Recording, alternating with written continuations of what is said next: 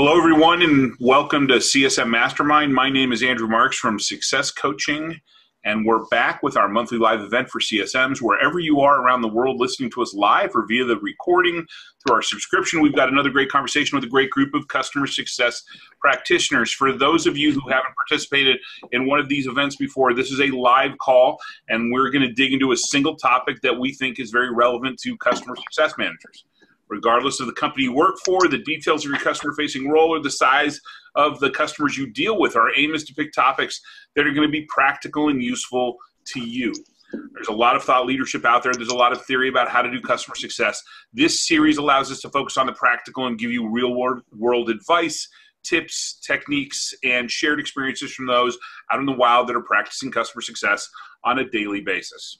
To do that, we invite 3 participants from the customer success community to join us. These are people, for the most part, that have been recommended to us as being great at their craft, and ask them to join us and share their experiences and perspectives. So I'm very excited to welcome our expert panel for today. I'm going to let them introduce themselves, and then I'll introduce the topic that we're going to be talking about. Let's get started with Alex. Why don't you introduce yourself? Hi, so I've been in customer success for at least 10 years, probably more. Really into revenue operations. So for the past 5 years, I've been working with startups to help them kind of work on expansion, retention, operations, and all that good success stuff. Great. Thanks, Alex. Sherry, you're up. Hi, everybody. Sherry Srebnick. I am a senior manager of client success at Search Metrics. Manage a team of 4, and we are focused on, just like the rest of us, I assume, retention and growth. Great. Thanks, Sherry. And last but not least, Chris. Hey, everybody. My name is Chris Nelson. I'm the West Coast manager for our CSM team over here at O'Reilly Media. I am on the same page as Sherry and Alex. We're looking at retention, growth, and making sure that we have the relationships built that we need to continue the long-lasting relationships with our customers. Great. Thanks, everyone. So let's get to the topic for today. As we all know, a significant aspect of customer success is expectation management, with expectations set long before the customer success team gets engaged. Having a strong relationship with sales goes a long way towards setting accurate expectations, identifying risks, and streamlining the transition to this new group of people who are responsible for making the commitments that sales made a reality with each new customer. So how do you go about delivering success with your sales team? What are you doing to build that relationship? Who wants to start? I'll start. Yeah, I'm going to start with this.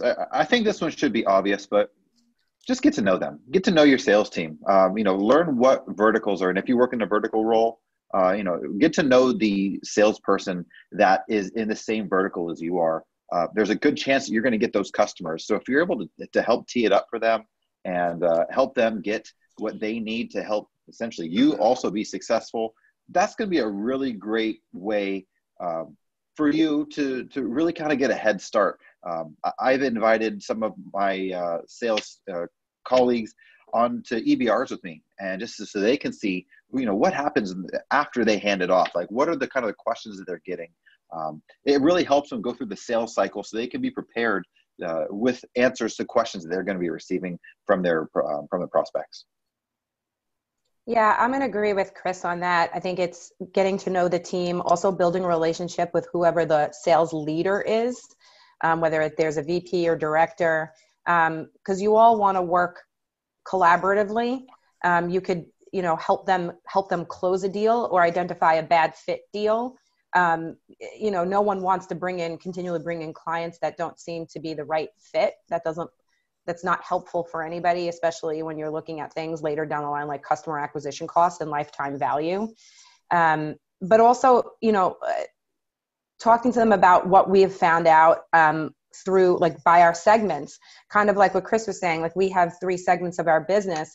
Have we learned anything about each of those segments over the last year that we can share with the sales team that would be helpful while they're talking to the prospect? I can even speak from experience. In this last year, we've learned a lot about our enterprise segment and how some of our super large enterprise clients, how their needs are changing, and how we're finding out now that if we dug deeper earlier, it may have helped us now. So giving that information to the sales team so they could have just better conversations overall that will give us, if this client signs on, that will help us in customer success afterwards. So you're using that as a carrot to get them to interact with you? I would say so. I think they're very carrot driven. So yeah, when we talk about tactics, there's a lot of tactical things that I do kind of similar to Shari and Chris in terms of sales as your customer. We're usually the new kid on the block, so you have to tread carefully. You have to kind of develop a trust, and getting that empathy that you guys were describing of letting them see like a day in our shoes or a day in the customer's shoes is much better than coming back with complaints. So I think it's also culture. If you are leading a team, definitely don't get into the habit of saying, they didn't sell it right, kind of moving it to a more positive direction and incentivizing the team to work with the sales team. If you have the ability to kind of spiff them, start driving references, start doing things proactively where the sales team will see actual results that help them achieve their goals and basically treat them as a customer. Yeah. I mean, they want to close new business. They're hunters. They're looking for their next deal. That's also a lot of how they're compensated. So how can you provide information that's going to help them close more deals, right? And it's like you said, Alex, it's not always you did this wrong or this was a bad fit. You have to reframe the conversation. What did we learn from this and what can we do better? And frame it in a way that's positive, that helps everybody. Because if it helps sales and brings in better fit customers, it helps customer success, it helps retention. So we talked about, and Andrew, you talked about aligning expectations. It's not just with the customer too, it's internally. How can we do that so that we're fostering more of a positive conversation and relationship with our friends in sales? Help me help you. Yes, Jerry Maguire. Exactly. Come on. Yeah. Pro quo, yes, definitely. Show me the money. Show me the money. So that's definitely an approach. But I mean, what do you any tactics beyond the inviting them to the EBR and sitting down with them and telling them, of course, in a positive way, what you did right and what you did wrong? I mean, simple stuff. Going to lunch with them, taking a coffee, that type of relationship building.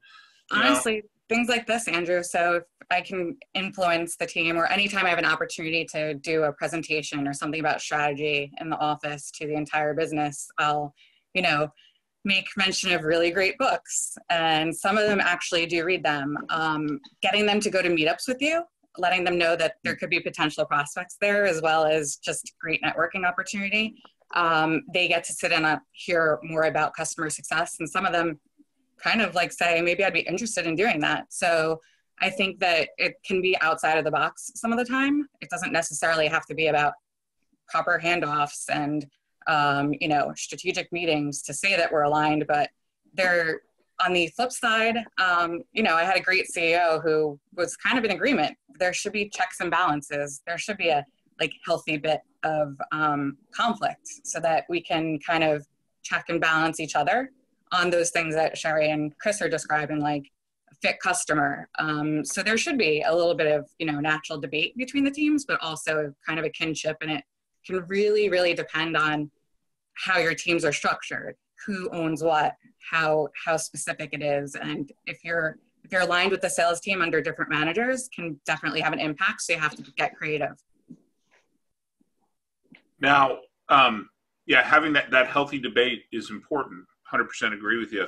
Have you ever had an experience where, and I kind of ask this tongue in cheek because you probably all have, where a salesperson or sales team is just not having it? You're the redheaded stepchild, like I have been for a long time, and they don't want to listen to you. And how did you deal with that? Yeah, I've had that happen a couple of times. Like I said, I'm sure Sherry's had this. I'm sure Alex has also had this before. I think what really helps, or one thing that we've done that's actually helped pretty well in this situation is if you know what CSM is going to be attached to this prospect, maybe bring that CSM in earlier in the sales cycle. Showing the value of what the CSM team does ahead of time is going to help reinforce what the value that they're going to get once they actually get that CSM. So you can introduce yourself. You can say, I'm going to be working with you to do X, Y, Z.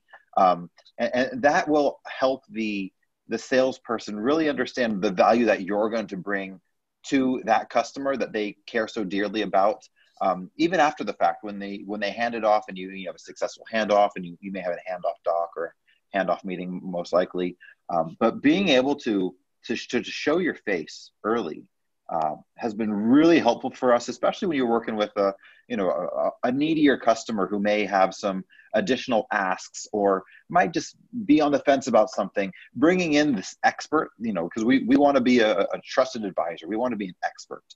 So being able to be that person early is going to show the value that your team and the CSMs are going to bring. And we've seen a lot of success with that. So that might be something else that you all might want to give a go. It's a really good point. Yeah, definitely. It might be as early as, even before you sign a contract. We have, I've been on calls where, we're still going through the negotiation process, and we want to continue to drive the value. And by having somebody join a call who's going to say, I'm going to work with you as we go forward, I'm not going to try and really sell you anything. I really want to make sure that you're going to get the ROI that you're looking out of whatever you're purchasing from me. So being able to do that drives a ton of value. And it's something that if your organization already has a customer success group, and if you already know who that person is going to be, getting them in early and start building those relationships early with the salesperson and also the customer is really going to make for a smooth transition. Yeah, we've done something like that. Like if we know that we need some help, whether it comes in at I just come in generally, they just bring me in as I'm leading the team, or if we know, hey, we have a lot more information and this is really, we're almost at the bottom of the funnel here and they're coming in, I may assign someone early so that they start building those relationships earlier.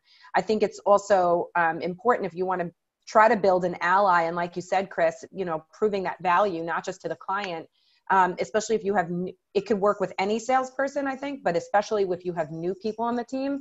We had someone new on our team, and I've jumped on a bunch of demos, client demos. It was, he's new. He's now been prospecting, and he's had some demo appointments, video call with a client. He's asked me to help him out because he still wasn't, officially ramped up and he's still a little unsure. Of course, I'm going to help you. It not only helps them learn more to help them in their sales pitch, but it helps the client to see things from a different angle. And now you're starting to build an ally because you've helped them out. Well, you're doing exactly what we tried to do in customer success. You're building that trusted advisor relationship. Exactly. I successfully did that in a lot of roles with my sales brethren. Now, how early?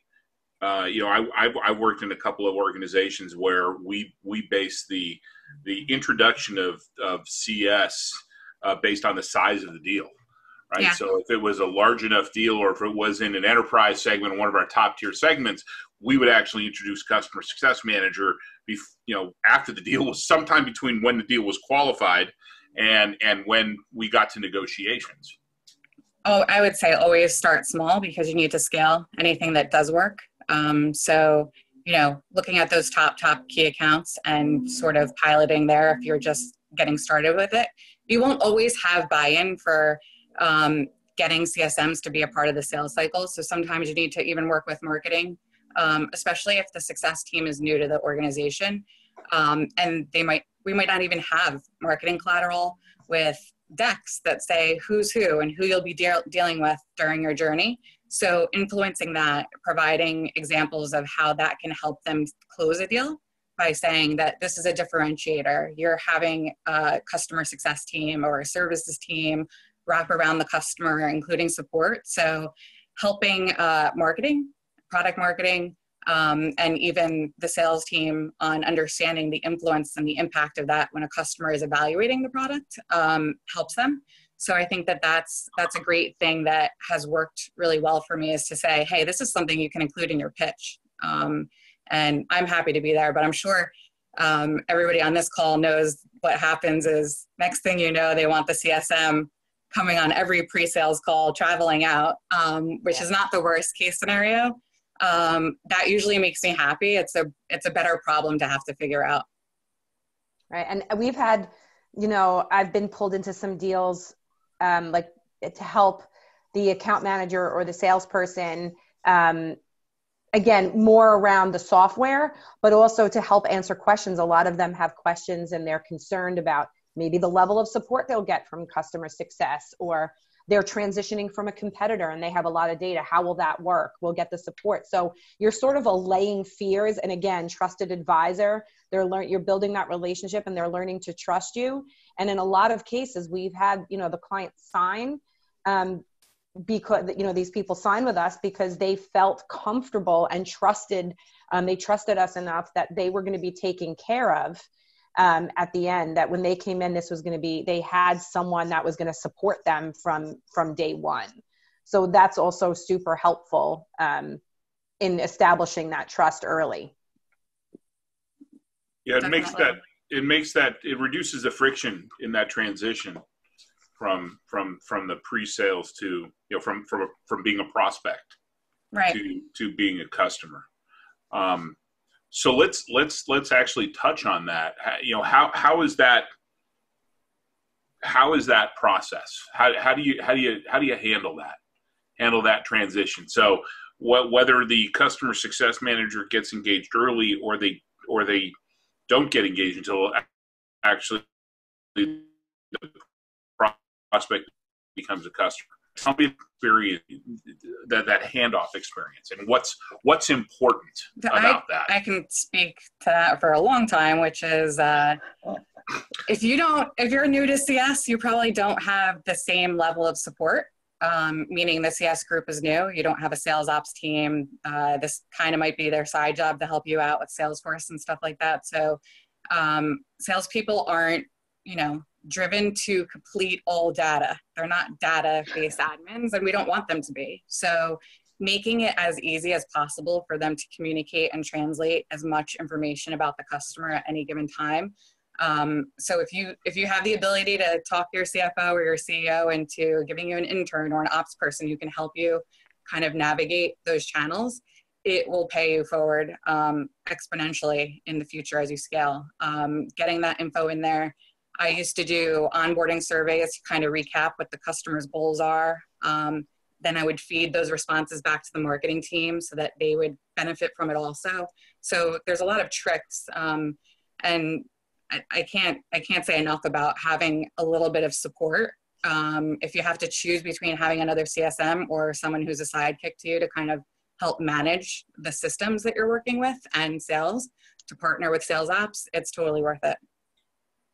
Yeah, I mean, our company's not that big. We don't have, I wish, we had a lot more of sales ops or that kind of thing. We do have, but I would say our handoff process, that's something, like you said, I find extremely important. It is something that we've had. I am proud of the fact that I helped revise that a few years ago, but the biggest piece of that puzzle was the fact that I collaborated with our VP of sales on it.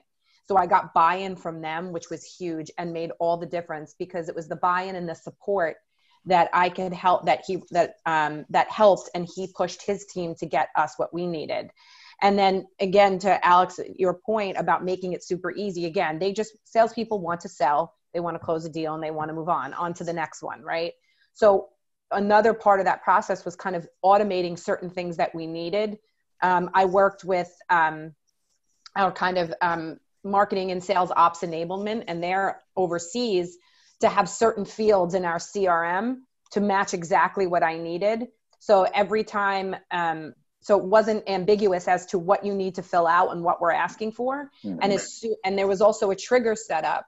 As soon as sales closes a deal, they get an auto-generated email from the CRM saying, congratulations, blah, blah, blah. Don't forget to fill in and it lists everything they have to fill in, and there's a link to the opportunity they just closed. So it is foolproof, but it also helps me because I get that email as well. Yeah. So I can hold them accountable, but I also know now this, we have an account that just finally closed. This did come in. But again, it reminds them of what they need to do. So it's as simple as possible. And the only fields they have to work in are the ones that have been identified and that we've talked about. And even the document itself, we narrowed it down to like 4 bullet points. I think it's 3 or 4 bullet points. And they're really simplified because anything longer than that, they're not looking at and they're not reading. This is what we need from you. And then big, like, do not do X, like do not promise a kickoff call date and an onboarding date. Right. Yeah. But that has really helped streamline the process. So there's no, well, I didn't know you needed that. This kind of back and forth. Yeah. I'm sorry. Go ahead, Chris. I was going to echo what Alex said. You know, the typical sales folk is not data driven. They do want to close sales. So just being completely transparent on what the data is you need. Share, like what you said about how you have an automated email that goes out to get all the information. Even if you don't have a CRM, or if you're just using a plain old Google Doc, it can be as simple as setting up a Google Doc template and saying, this is exactly what I need. And the great thing is you're going to continue. It's going to evolve. It's not going to be a one thing and done. That's it forever. As you see your sales teams close deals, things are going to need to adjust. And as you see that things are going to need to change from your side, you're going to want other types of information as well. So, make sure to go back and revise that doc every time you see something. Oh, if I had this, it would make it easier. If I had this other thing, that's not helped me at all. So maybe take it off. So you just know that you're going to continue to evolve, and you're going to make sure, just make sure that anything that you change is going to be for the better. Don't just add things just to add things, because that's just going to waste somebody's time. Make sure it's really helpful. Make sure that it's going to get you some value, and also make sure it's attainable for the salesperson too. If it's something that you need that they can't get, maybe help them figure out. If they can't get it for you, work with them to see. Okay, I do need this information. How can you get it? Maybe there's a different approach. Maybe there is somebody else to bring in. But I think what I'm trying to get at is just make sure that you know that it's always, the handoff doc or whatever you have should always evolve to your business and what you're doing. And if it's going to, if there's changes in your business, maybe your handoff doc needs to change off as well. It should be a living doc. Valuable data from that information so that you can start to see patterns and maybe advise on that. So I won't go on more about it, but everybody hates that kickoff call that you get on when you're a CSM, where half the people have seen the tool, half of them didn't. They thought today was training. Everybody else already heard about the product. So really it's an ongoing expectation setting of, I do usually send out something to the client because it helps me drive milestones that are tailored to the customer, so that the first kickoff call isn't just kind of clustering around a bunch of like, what are we doing on this call?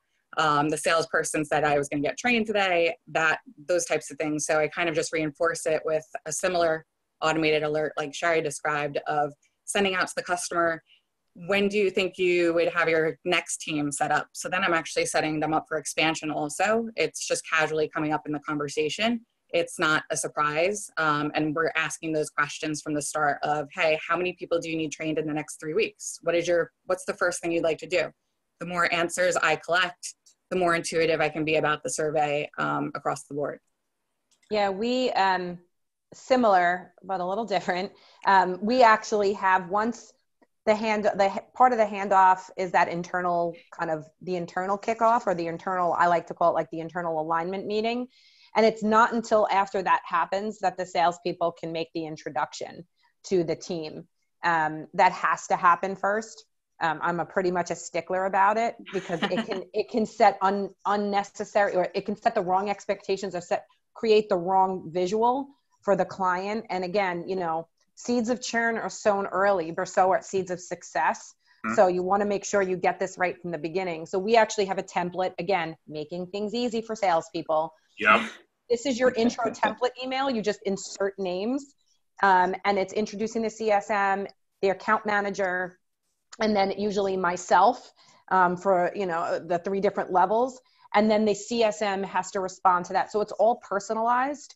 for the most part, and they are the ones that schedule the kickoff call and say, and it's basically, this is more to learn more about your business and your needs and your team. And we kind of set the expectations and give a rough bullet point of the agenda of what that looks like. So no one's coming to the call without understanding why they're there. At So least you're preparing everybody you're preparing not just your CSM, but your sales team and the customer for success. Here's what Yes. you need to be prepared to deal with. And nobody, and I'm sure nobody crosses you, Sherry. Probably, if they're smart, they should be scared. So have all of you worked with? Have you worked in situations where the handoff from sales to customer success, and then you pass the customer off to like an implementation team, and that implementation team does whatever they need to do? How do you stay plugged into that? How do you stay engaged so that you're ensuring that the expectations that sales set are being met in the implementation process? I think one of the things that I go ahead. Okay, one of the things that I do is I start to act as more of a project manager role when that happens. Yeah. If they're going to be setting up SSO or doing some sort of other integration, you're going to be really the person to lead that, and chat with your implementation team or chat with your technical team or whoever you need to be that point person for the customer and also for your internal teams as well. So are you feeding details back to sales? Hey, just by the way, that customer that we just, you just closed, here's where we're at. Things are going well. Yeah. So sometimes, if they ask, I'll let them know. I'm not going to necessarily go out of my way unless something comes up that's, was a pain point or was something that could have been handled differently to make it easier. I'm thinking about it. I'm approaching it within the context of, I'm building a relationship with sales. I want to be that trusted advisor. I want to make sure that they know that I'm taking care of the customer. Yeah, no, I mean, you do want to continue to make sure that they know that you're going to follow through with what you're doing. So, I mean, once a project is wrapped up or once they're good to go, we circle back and say like, hey, XYZ, they're off to a running start. We've got good usage numbers. Our contact is involved. We're having reoccurring meetings. So it's not just once they hand it over and it's see you later, never talk to you again. It's going to be, here's the status once we've completed it. And once they're off and running, then that's a good time to give any sort of feedback. Maybe next time when you have this, why don't we approach it differently? Or why don't you gather this sort of information earlier so we can start the conversation with an SSO team? That way, if they have a firm launch date, we can make sure to meet all those dates. But just making sure that the salesperson does know everything is done, and then also any sort of feedback that we have along the way will obviously get communicated back to them because we want to make their job easier. Again, to essentially make our job easier too. Well, you also expectation management is a big thing. So the better the better they set expectations with the customer, the better and easier your job is. Yeah, I just wanted to say that you also have to think about implementation teams in general as their workload is different than a salesperson, and it's also how they're comped. And I saw some questions coming up about compensation. So if you know what drives your other team members that are on different teams and they're comped differently or managed differently, it's really important to understand. Folks in implementation can feel like, I'm doing all the work, but I don't get commission or anything like that. So sometimes having cross-functional goals, even sponsoring those goals, working with onboarding teams or implementation teams to say, hey, we see that onboarding that happens in 30 days instead of 60, we see higher NPS with that on the other end. So we'd like to kind of reward your team members if you get an average of 35 days in onboarding. So I think show me the money, show me the data are really the biggest themes about transitions, handoffs, and understanding colleagues and other departments that are working with customers. And it's not too different from, managing your customer and their expectations. It's just really knowing the persona and what drives them. So does anybody feel that the CS team should receive some sort of compensation for helping sales sell deals, like a commission? Yeah, I definitely have my opinion on that, but I don't think so, because then that's a slippery slope. Are they say, well, you retained this client because I signed on a good fit client, so I should get part of your variable comp for your retention efforts. And I mean, that's just one thing, but I think they are separate. I think they're at separate buckets, because ultimately at the end of the day, we're all working towards the same goal, right? They want to sign good fit clients that we can make successful, and that we retain them year over year and increase their lifetime value and all of those things. And that's at the benefits. I mean, yes, it benefits people individually in variable comp situations, but at the end of the day, we all want our organization and the company we work for to be successful. So we're all working towards the same goal. So I personally don't think that we should have any part of what sales does, just like I don't think sales should have any part of what I do, because it's separate. Yeah, I think it's probably different everywhere, because compensation can be completely different. So yes, sometimes you're coming in as customer success and you're building what that budget looks like. So you might have junior CSMs that really are now responsible for expanding customers, but just don't have that skill set yet. So working with the sales team to say, if you help on an upsell or a cross sell, you will get 5% commission because it's coming from a different budget. And the CSM will get, a piece of their variable, which is really a part of their salary, not a commission. It's a part of their, on target earnings for them to get that piece of variable, retaining the customer. So it's different activities that lead to similar goals, and different skill sets. And if anything, I would think that the customer success manager shouldn't need to be compensated for helping sales close the right customer and set the right expectations, because all that does is it sets you up as a customer success manager for hitting your goal, which is retention or expansion. Correct. Right? Mm-hmm. So, and remember, like CSMs typically have a base salary that looks much different from sales. So it's a part of their job to retain customers. It's less leveraged. Yes. Yeah, it's less leverage. And so what I always say to CSM teams is that, to be a success manager, it's a grind. You wait till that renewal time if renewals are involved. But it's a slow breadcrumb trail to get there. There's a lot of pieces that have to move, and it's very rewarding. But a CSM, their biggest driver is to not have a headache with a client. So whether or not that results in commission or bonus, they're not going to operate it the same way as sales typically is. Right. If anything, sales should be more customer outcome driven. So I think that cross-team bonuses here's the thing, nobody's happy when sales doesn't hit their number, right? Customer success has 200% retention. If sales didn't hit their number, everybody's grumpy. So it makes sense that they should have at least one shared variable. If everybody hits the overall revenue target, give everybody a little bump because they work together to do it. Yeah, it's the compensation is complicated. It's and controversial. Yeah, and controversial. Yes, sure. So back to on that expectation track, how do you help your sales team set appropriate expectations? Anything else beyond what we've already talked about that you think is? I mean, do you have reviews with for certain customers or implementations that are automatically triggered based off of certain criteria? I did that when I was at Adobe, and business objects as well. Or do you have do you participate in weekly sales calls, QBR? Do you participate in the QBR process? Do you have a voice in during sales kickoff? All of the above for me, if you can. Yes, I would say sales kickoff.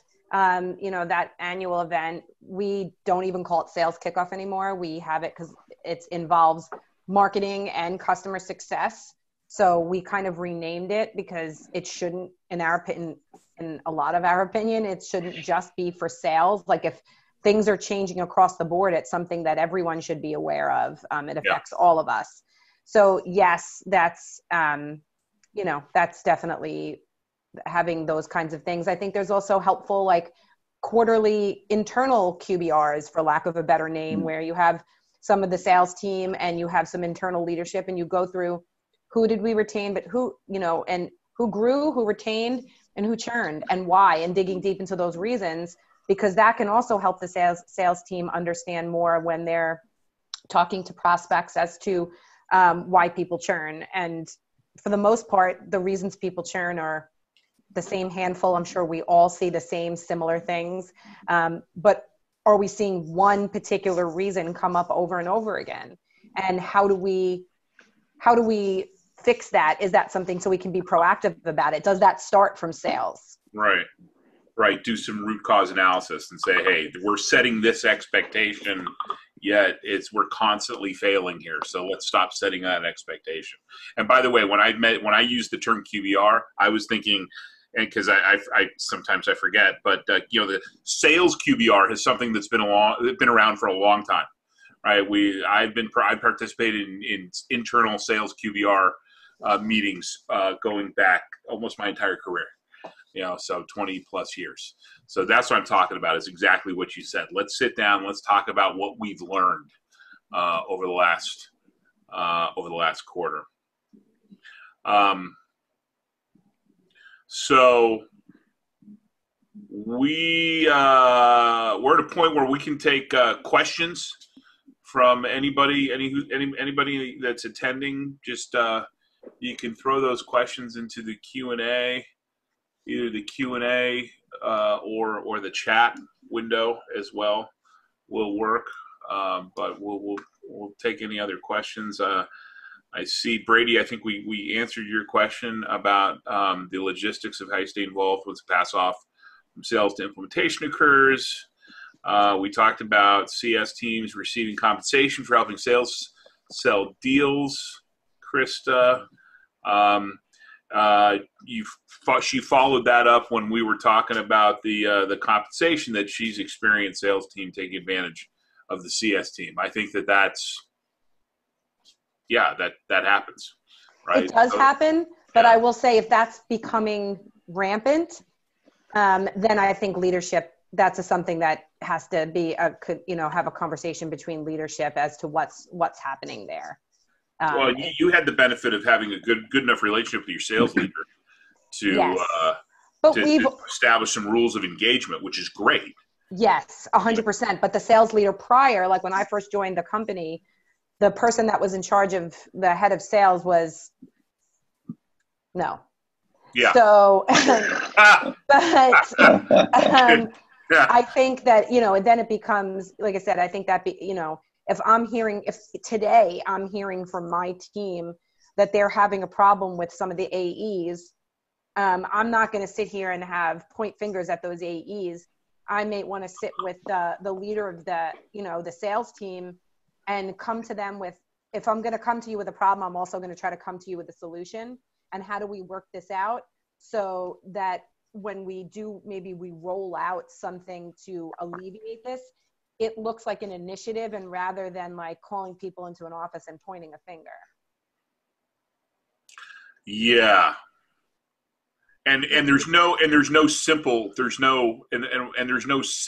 solution to those challenges. I mean, there's no cookie cutter approach to it. The best thing that you can do is take the emotion. I found is take the emotion out of it and stick to the data. Stick to the data points. Having difficult. Sorry, go ahead. I was going to say having difficult conversations is nobody really likes doing that. Yeah. But sometimes you just need to you need to have them. You need to have it out. Have the conversation. Everybody, Sherry, you mentioned earlier, everybody's working towards the same goal. And then sometimes it takes having a difficult conversation. You're not there to throw anybody under the bus or to point fingers. You're there to find a solution to this, going to make everybody's job a little bit easier.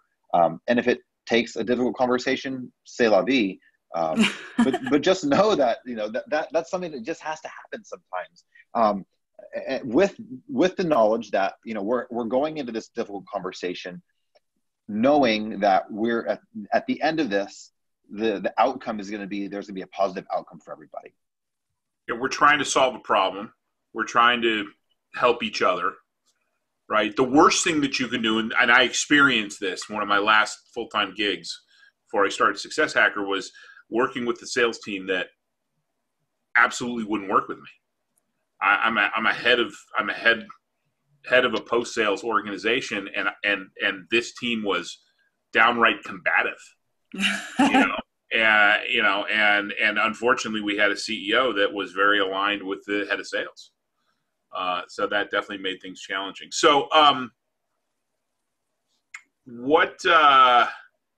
here's another question. Do you think one person can combine? So Chris, to your a few minutes ago, you said that you essentially become the project manager, right? When you're in that situation. Do you think one person can combine both CSM and a PM/implementation role?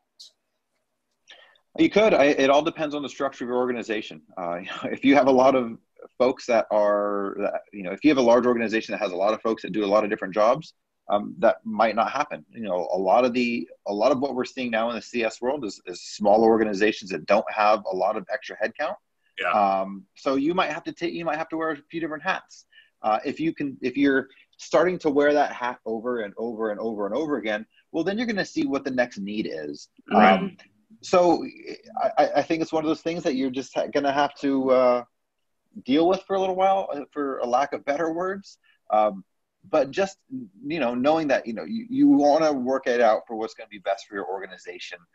If you're starting to do the same function where it's not necessarily your CS role, maybe there you need to have a different conversation with a different group. If you have a group of PMs who are not doing this, but it might be better for their responsibility and their skill set, maybe you have a conversation with whoever heads the PM department.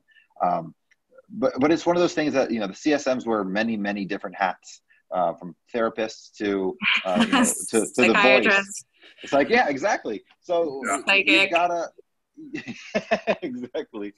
So just knowing that you're going to go into that, going into any project or going into any implementation or new customer, knowing that you're going to have to wear many hats, that's just part of the role that you have as a CSM.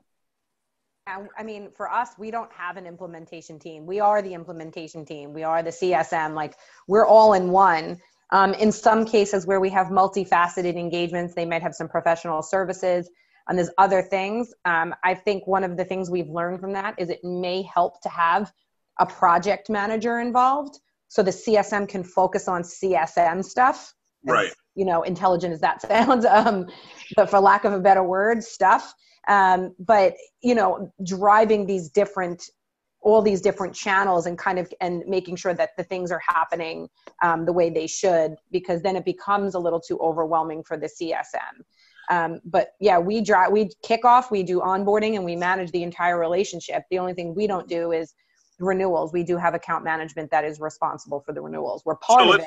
Let's talk about that. So who should handle, and this is a conversation, we have a question that popped up. It's also a conversation I've been having recently with a bunch of clients. Who should handle the renewal? Sales or customer success? Customer success. Perspective. Yeah. I say sales. Sales account management, because I personally don't like CSMs having anything to do with negotiations. It erodes the trusted advisor relationship, because now you're supposed to be advocating for them internally and helping them be successful and being sort of neutral. And then all of a sudden now I have to negotiate with you over a new contract. Yeah. And that puts you in a really awkward position. So I think CSMs need to be part of that process with account management or sales, or however your organization does it, so that it's a collaborative effort. Similar to when CS may get involved in the initial stages with sales for a brand new client, but I personally don't like CS owning the renewal for those reasons. Yeah, I agree. Customer success role in the renewal process should be to set it up so it's as frictionless as possible, right? But to your point, Sherry, as soon as you move into negotiation mode, there's a high degree of risk that you lose that trusted advisor relationship. Quite frankly, if you've done your job and you've done it well, the renewal process should be a relatively non-event, right? Unless you have a sales team that's more junior and has never handled renewals before, that trusted advisor may actually know a lot more about the customer, especially, I don't know if you guys see this like I do, customer success managers that are happy kind of stick with their customers for a long time, and salespeople can turn over more often. Yeah. So bringing that stranger in to the conversation can also be kind of awkward, but it is very difficult to find a CSM that has the really great balance of being a trusted advisor, making the renewal a non-event, and negotiating. So it's a tough paradigm, but you know, if you're in a business where now all of a sudden your CSMs are KPI'd or responsible for net retention, but salespeople still can discount on renewals and all of those things, and you're seeing a negative impact, then you have to think about, you know, who is the right person. And sometimes it's account management, creating that role to be that middle ground and making sure that it's aligned. So definitely depends on the maturity of your business, your customers, your team. And I've seen it done millions of different ways. So it's really about the company and where you are. Yeah, I also think it's how you, all of those things, but also how you structure your variable comp for your CSM. So I think someone had asked a question, if CS doesn't own the renewals, do you feel that they should be compensated for customer retention? And yes, I do. 100%. So for us, account management, yes, they get the commission on the deal, however that looks for them. And yes, they can discount it. I'm not being commissioned on the price of that deal, that ARR. Right. For us, when we look at our variable comp, and for us, it's broken up into 3 buckets. Net retention is one of those things, but we look at it from an ARR standpoint.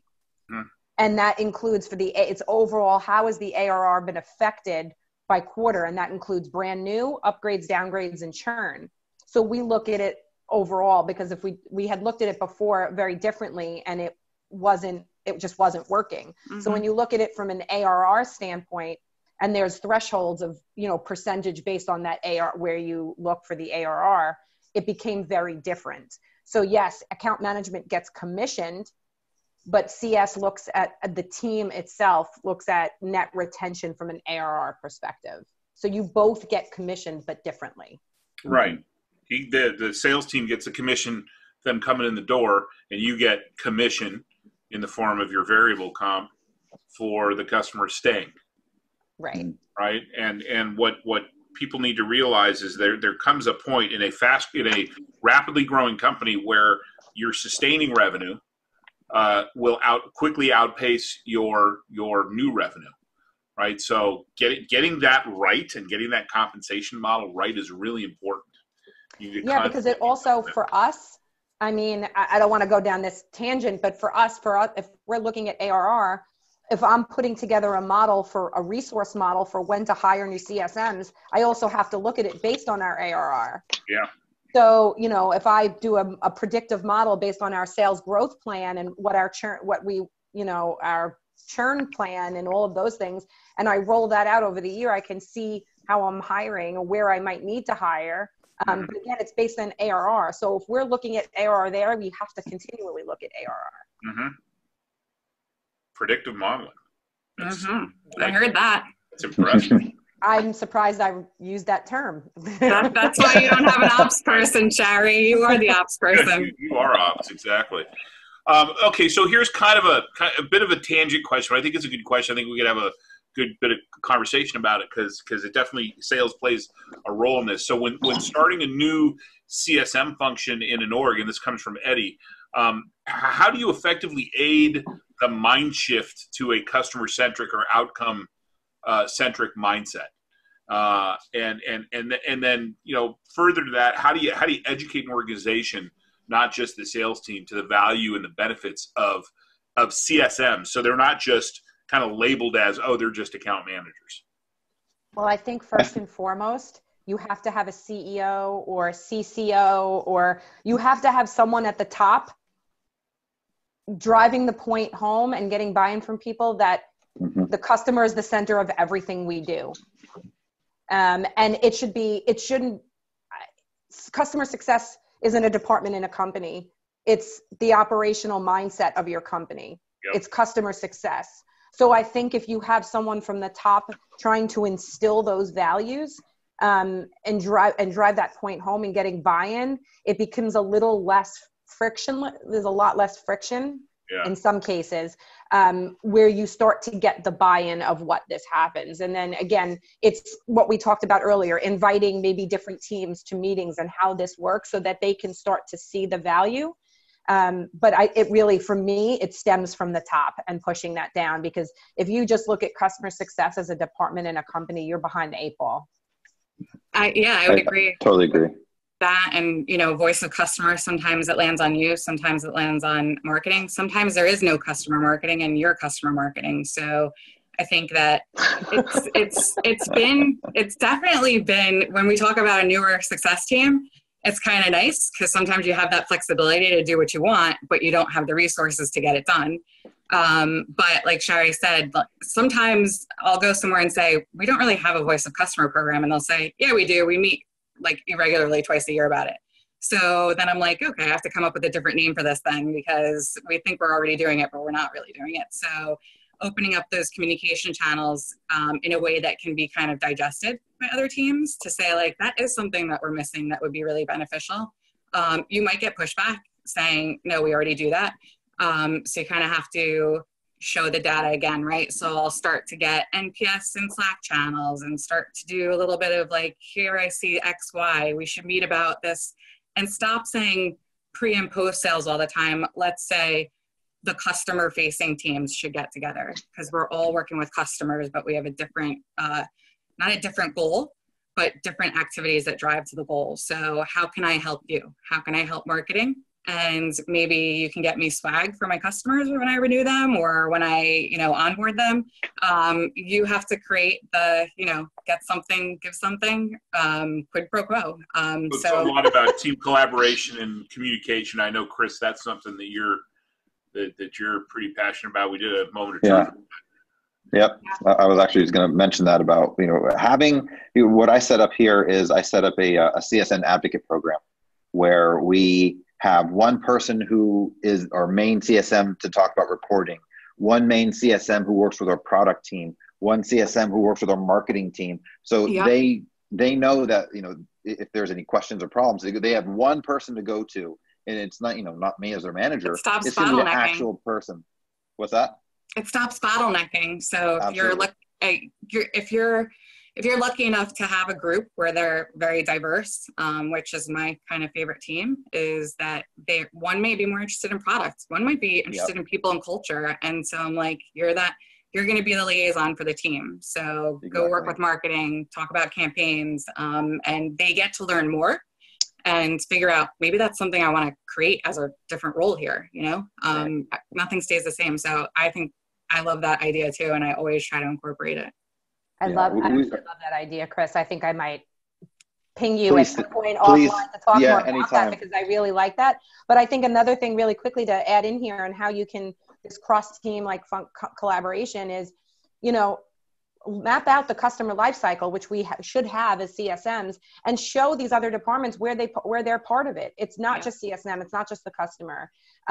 In the growth phase, like I had put together a huge spreadsheet with, I guess pre-sales, I called it that, but kickoff, onboarding, growth, like growth, nurturing, and then renewal. And there were multiple steps, like some had only 2 or 3, but some had 5.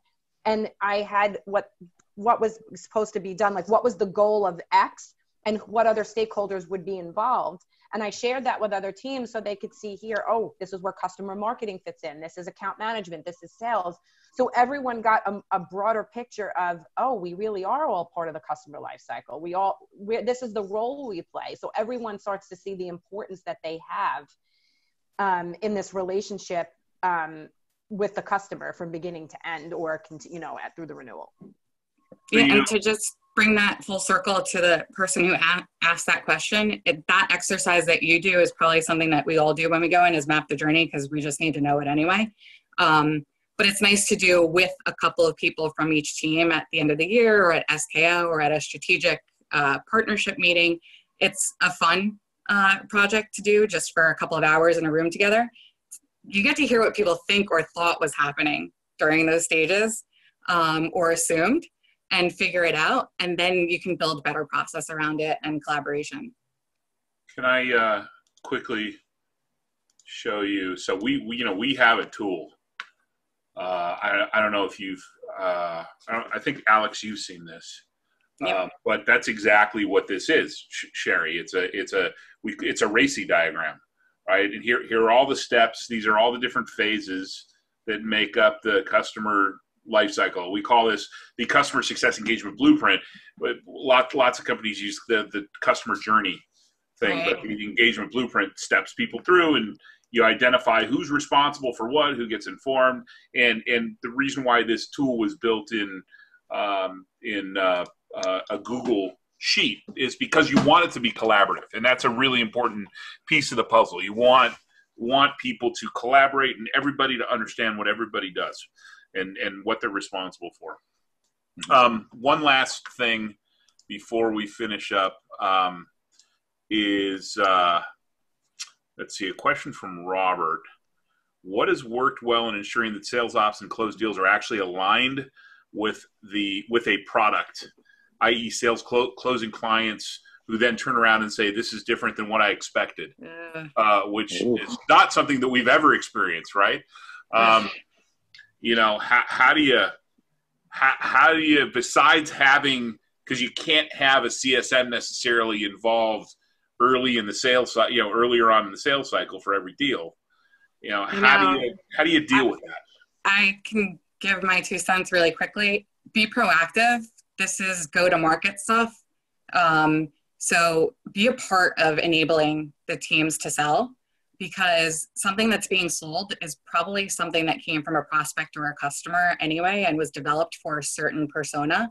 So not only should you have the internal FAQ about that product, that the CSM should know what that product's about to identify those opportunities, which gets missed often by marketing teams.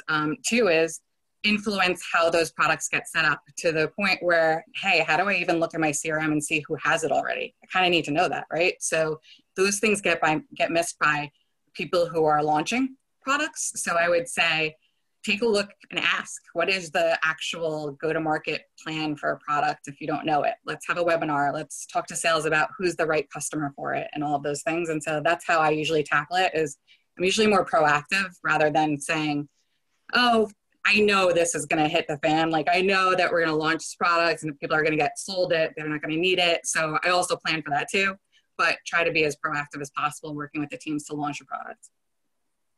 Yeah. And also if someone is saying right away, and we've had this where this is different than what I expected and bought kind of thing.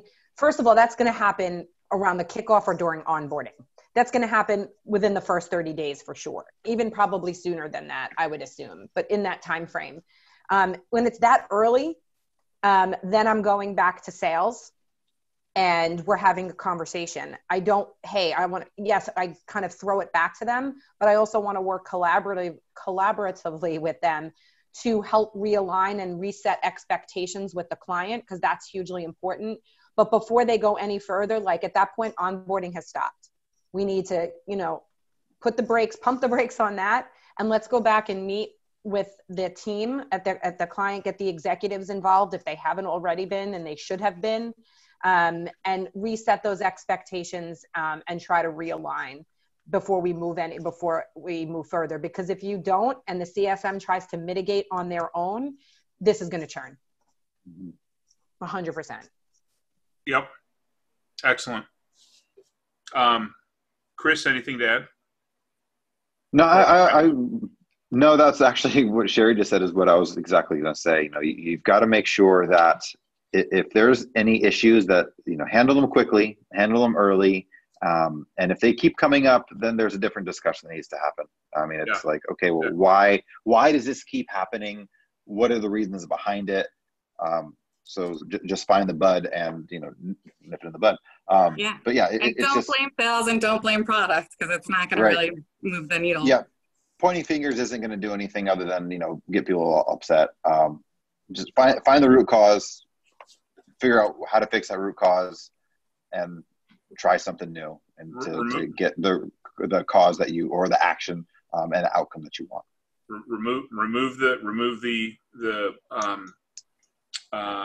Stick to the data.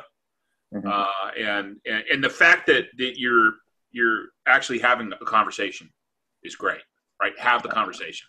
That's one of the challenges that I had with my the experience that I mentioned earlier. So, for every product that we sell that might not be a right fit, there's probably 10 other features the customer hasn't even learned about. So it's always an opportunity. Yeah, exactly. Speaking of that, just one last thing before we wrap up. Successcoaching.co. You can find our latest schedule for training, and we've got our spring virtual cohorts up on the site right now. Our next coaching cohorts start in February. We have added, for those in the Bay Area, we have added a two-day workshop that I'm going to actually be delivering out in Pleasanton. We've partnered up with Strike Deck to deliver that 2-day level 1 workshop. And everybody, I hope you all have a great Thanksgiving, and we're going to have another one of these prior to Christmas. So hopefully, for those that have attended and have stuck around, you'll be able to join us for that as well. Thanks, Chris, Sherry, Alex. Once again, appreciate your time. Appreciate your time today. Appreciate your time last week doing a little prep. Always appreciate seeing you and speaking with you. And it's always a solid, informative conversation with the three of you. So wish you all individually, of course, a great Thanksgiving, and enjoy some R&R next week. And I'll talk to you soon. Yeah. Thank you. This was and great. Some parents. Thanks. Bye, guys. Exactly. Exactly. And some parents. All right. Thanks, everybody. Take care, everyone. Take care. Bye. All right. Bye-bye.